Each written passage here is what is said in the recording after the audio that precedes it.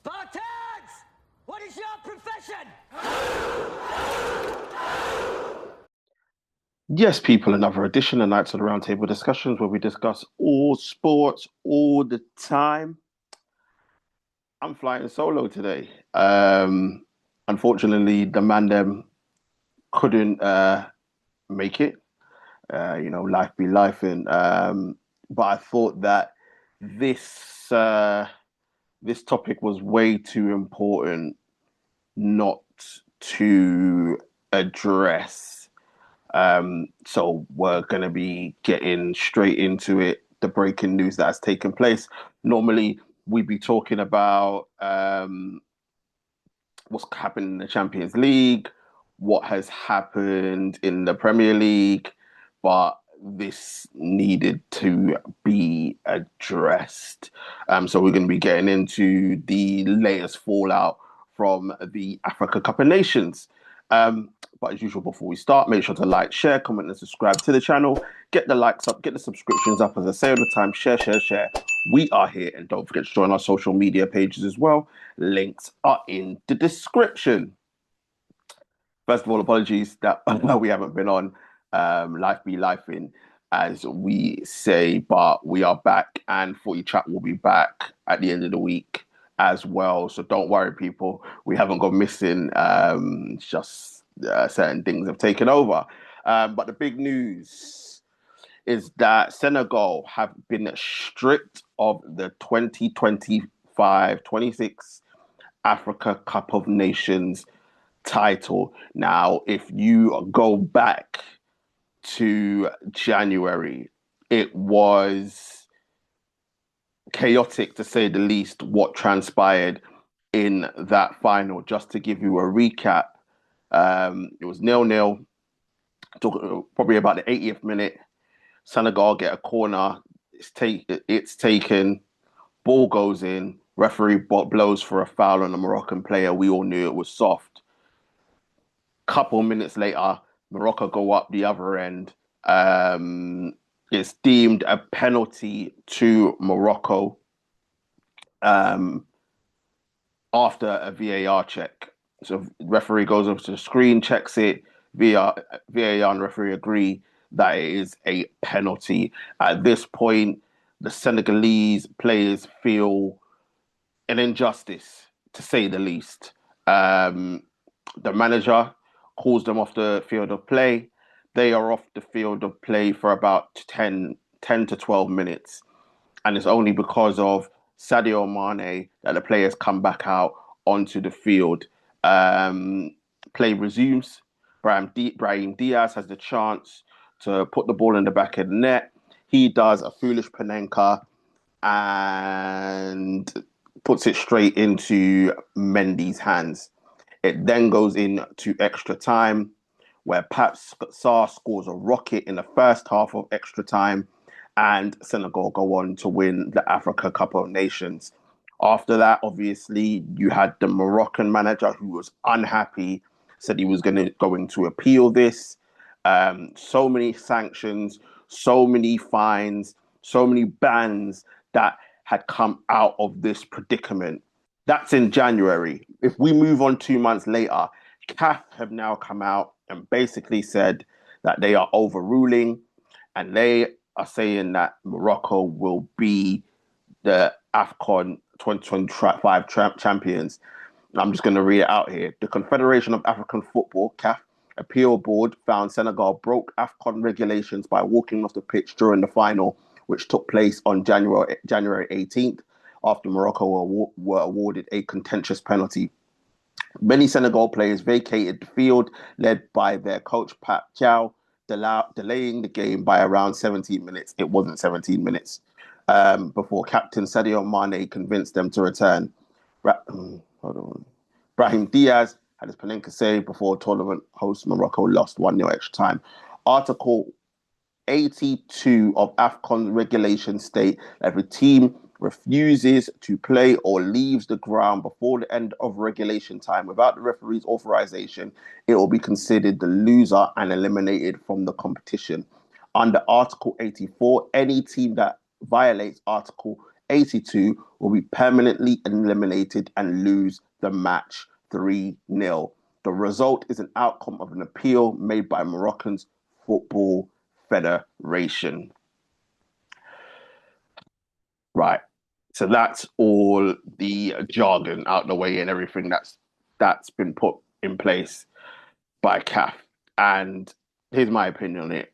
To call this a farce, to call this an injustice would be a disservice. This is corruption. This is criminal from CAF. Look, myself, ST, Mr. KA, we said this after the final. We said Senegal are right to walk off the pitch. If Morocco wanted to win the game so bad this way, let them have it. Those were our words, and I don't regret saying that. Had the referee had abandoned the game there and then, would we have been upset? 100%. Would we be fuming? 100%. But the fact that you walked off the field of play, the referee's hands are tied, you give Morocco the game. We would have been fuming, but we would have accepted it. This is worse. This is 100 times worse, because this goes to show it was by any means necessary that Morocco had to win this tournament. It's as simple as that. That's how CAF has made this look. By any means necessary, Morocco had to win this tournament. Right? It doesn't make any sense 2 months later to do this. And I completely understand that this was due to the appeal process and the fact that Morocco appealed. So I can't say that, oh, well, why did it take so long and blah, blah, blah, blah, blah. Because you have to go through the process. If Morocco don't appeal, we don't have this. But they did. Here's my issue, that CAF actually upheld this decision when it makes no sense. Are you going to take away the medals from the Senegalese players? Are you going to take the trophy back? You're not going to be able to take this away from those players to the Senegalese people. The parade that they had, like, you can't take it away from them. So you putting this in the history books, oh yeah, Morocco won 3-0 due to a forfeit. Cool, but you're not going to be able to take that back. And on top of that, the Moroccan players are never going to get that feeling of, oh, we won. They're never going to get that feeling of, oh, we won. We finally won. No, because you didn't win. You lost. And it just goes to show, now there's a lot of people out there, including myself, that are calling corruption and all these other things. And CAF are only adhering to that. On top of that, you just made a mockery and embarrassment of the Africa Cup of Nations, because a lot of people are now saying Jamie Carragher was right in what he said about Afcon, just like a lot of other people, because Afcon's in the middle of the season, why are they taking our players? Why are they doing this? This is a foolish tournament. Look at this. It looks so bush. It's not even done right. Look at them. They can't get anything right. Now, whereas I don't agree with that, even though I know the man that will come for me in the group chat, I did say I agreed with Jamie Carragher, but that was through anger. I still don't agree with him. But situations like this only adds fuel to the fire in the way that people think of the Africa Cup of Nations, because they already think it's a tournament that shouldn't happen, or it's a tournament that just gets in the way of everything else because there's more important things that are going on in terms of, obviously, domestic leagues, Champions Leagues, and all the rest of it. So this only adds the fuel to the fire, people speaking out against the Africa Cup of Nations when it has come so far, right? So let's put this into context now. So Morocco have been deemed the winners of Afcon. Senegal are going to appeal this decision. They're going to take it to CAS, arbitration of sport. And this isn't the first time that CAF have dealt with CAS, but I'm going to get into that in a short while. But here's my thing. Now, they said that it was in breach of. Let me just get it back up, people. I don't want to misquote. They said that it was in a breach of Article 84, right? Then it says any team that breaches Article 82. Yeah, under Article 84, any team that violates Article 82 will have permanently eliminated and lose the match 3-0. There's a little bit of an issue with that. And this is why I brought up the whole thing of it wasn't 17 minutes, it was less than that. Because if you need to trigger Article 82 and Article 83, which is the 15-minute rule, which everyone was reiterating at the time. And I don't know where CAF have got this 17 minutes from, because I am sure that it was between 10 and 12 minutes that the Senegalese players were off the field. So they didn't trigger Article 83. They only triggered Article 82. And correct me if I'm wrong, you have to trigger 82 and 83 to trigger Article 84. I may need to do a little bit more research on that, but that is my understanding. So I don't understand how they've come to this decision. Here's the second thing. In the laws of the game, written by IFAB, if you go into Law 5 with the referee, and I've got it here, IFAB's laws of the game 5.2, the referee states that decisions on match stats, including goals, results, are final. That has always been the case. So whatever goes on field, in terms of results and in terms of games, is final by the referee. Because I know people will want to bring up, what about retrospect in terms of like red cards, mistaken identity, all of this stuff, some of which is now covered by VAR. That's not the result of a football match. This game was never abandoned at any point. The referee had the chance to do so. And if he would have done it, yes, we would have been vexed. Yes, we would have been angry, but there would have been a level of acceptance because that is the law. He didn't abandon the game.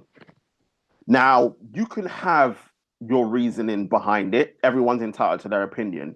My thought process is there's two reasons why they didn't abandon this game. One, because of the way how it would look to the world. They couldn't have that. They couldn't have a cup final being abandoned. They couldn't have it at all. Here's the more important thing. The penalty. The higher-ups at FIFA and the Moroccan Federation never thought that Brahim Diaz was going to miss that penalty. It would have been a case of the penalty would have been taken, Morocco would have scored and sailed off into the sunset and won Afcon. They never thought that Brahim Diaz was going to miss that penalty. And that is the key thing for me here. Because I can guarantee you, say the Senegalese players walked off the field because of a red card. Say it was a red card that they believe wasn't a red card, and VAR upheld the decision and they walked off. I can put money on that game getting abandoned. That game getting abandoned there and then, because the risk, they wouldn't have wanted to risk it. But the penalty, you're just like, nah, this is 95%. Yeah, we can do this. Unfortunately, Brahim Diaz didn't read the script. And the Lord works in mysterious ways. All the injustices that were happening beforehand, let's not forget Towelgate with the Moroccan ball boys and the Moroccan players, let's not forget that. A penalty that should have been given, can't remember who they played in the last 16. Apologies, people. There was a penalty that should have been given, and it wasn't. The refereeing in the Nigeria game, which was absolutely comical. So you look at all these injustices, and the law said, no, you're not going to win this. You're not going to win this. This isn't going to happen. But that is why I believe that this game wasn't abandoned there and then, is that no one expected Brahim Diaz to miss that penalty. I just don't understand how this has happened. But anyway, the referee's call is final. The referee didn't abandon the game.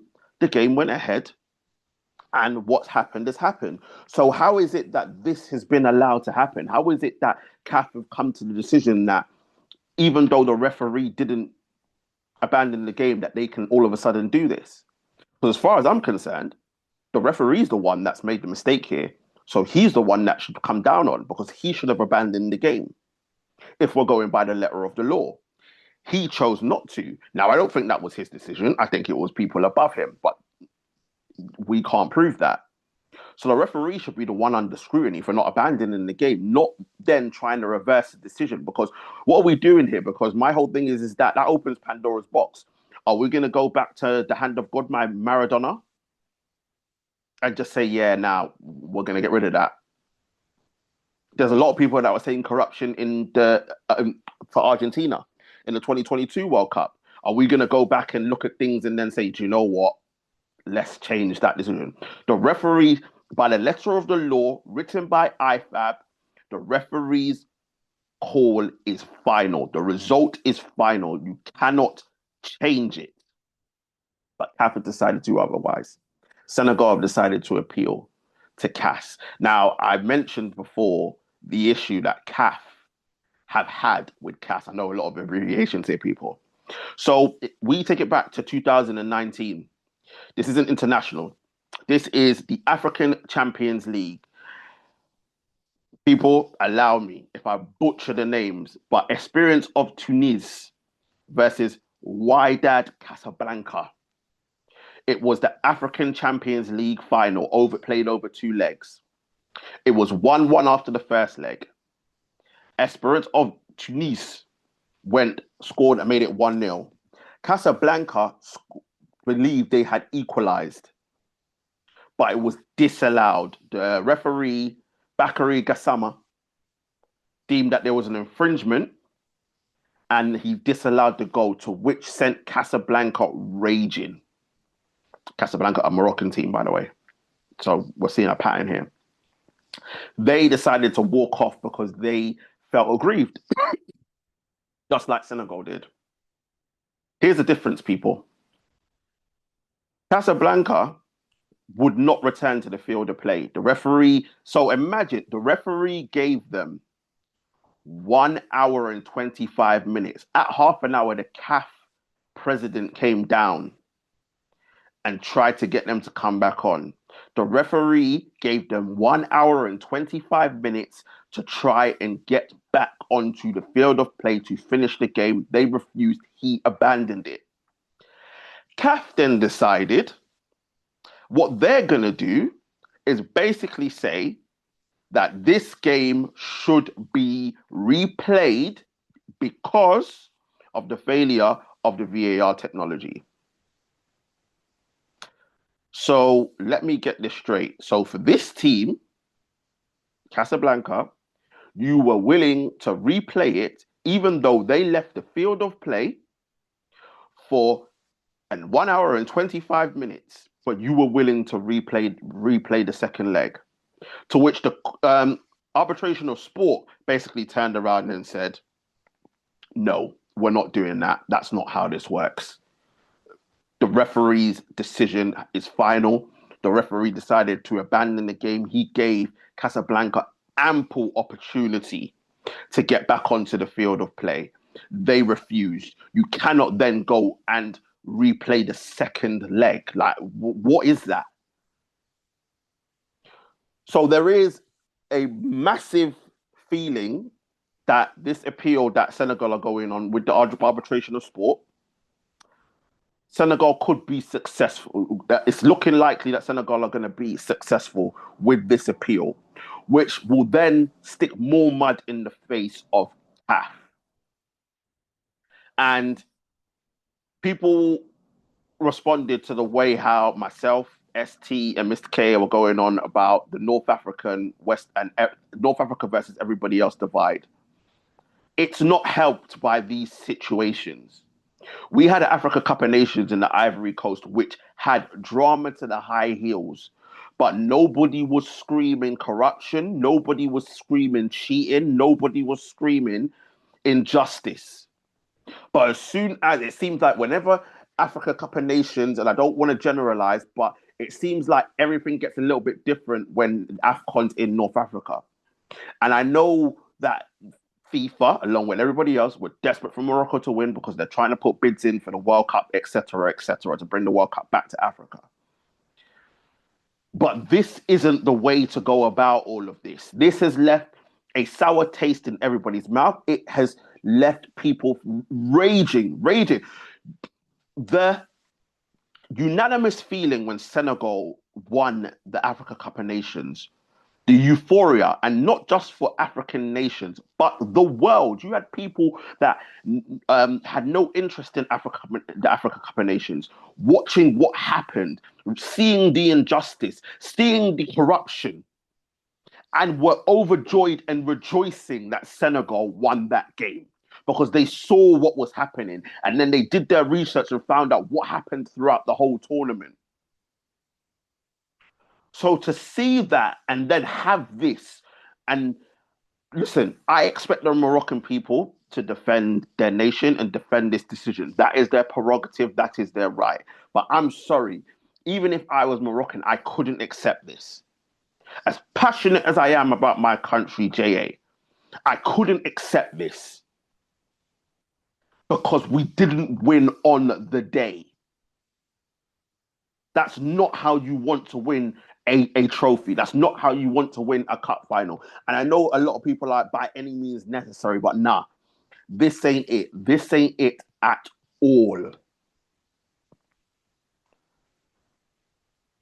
What this does now is puts a stain on CAF.